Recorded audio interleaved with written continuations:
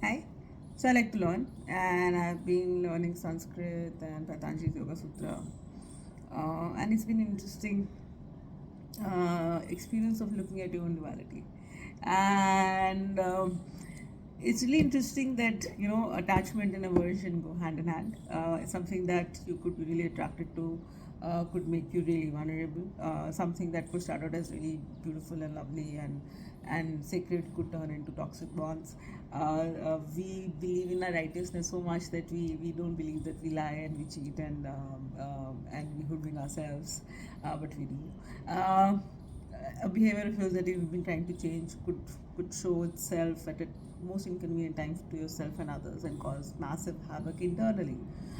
Forget the outside world. Um, all the promises of I will be nicer to myself could go down the drain in a minute. When you're carrying a burden of your reality which is higher than yours to carry and you don't learn to share it. If you are somebody who internalizes but does not know how to balance that with it's not yours alone to carry and it has to be shared and you don't learn to talk, then it'll show in the heaviness. Um, um, the longer you take to just get it out, the slower the pace of your life would be. Um, but the biggest lesson out of this whole month, especially, and it's really been a life lesson, is to just look at your own duality and accept it. Because if you don't, that duality can cause internal crisis, and that's not good.